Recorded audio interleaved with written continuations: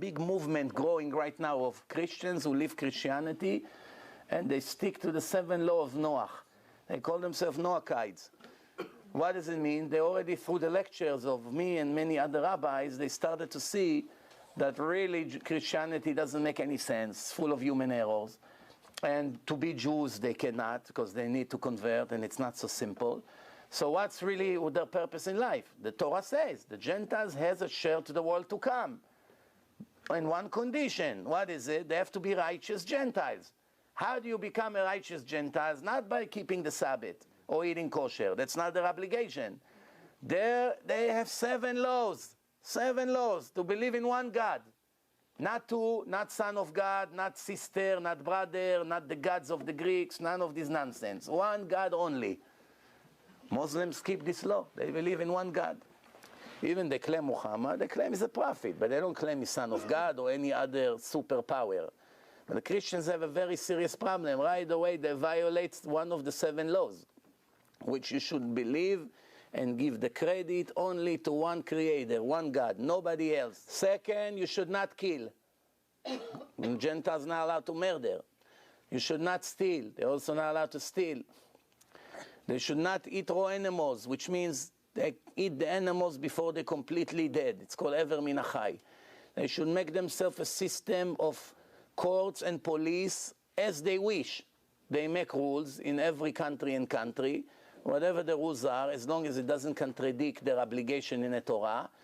And based on those rules, people have to obey the rules. Why? Because it has to be order. It cannot be everyone does whatever they want. They have to make an order in their society.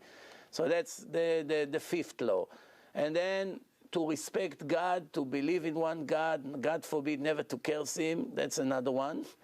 And sex crimes with the relatives in a family, even though their sex crimes is not as severe as Jews, because by Jews is much more strict, but by them is also homosexuality is not allowed. Relation with animals, it's also a very big sin for the Gentiles. Also brother, sister, mother, father, the 7 closest relative is not allowed. But all the Christians' weddings, all the Muslims' wedding, all the things that they do, it's all, they decided to do it, but there's not an obligation for them. So if a Gentile male and female decided to move in together, they can live as a husband and wife without marriage. They don't need priests, they don't need witnesses, no nothing. However, if they want to cheat on each other, they're not allowed.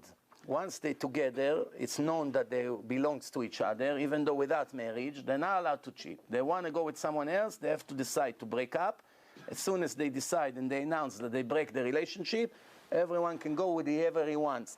By them, it's not sin. So they can live all their life, do whatever they want, basically, when it comes to these things. And they did not make sins. But also, besides the 7 laws, they have to be decent, which means not everything is written in their 7 law. But they have to be decent citizens. They cannot make anyone angry. They cannot make noise. They cannot make the place dirty. They have laws that are logical. Every law that is logical, they also bind to keep, which brings it all together to about 35, 36 laws that the Gentiles have to keep. If they keep it, they have a share to the world to come.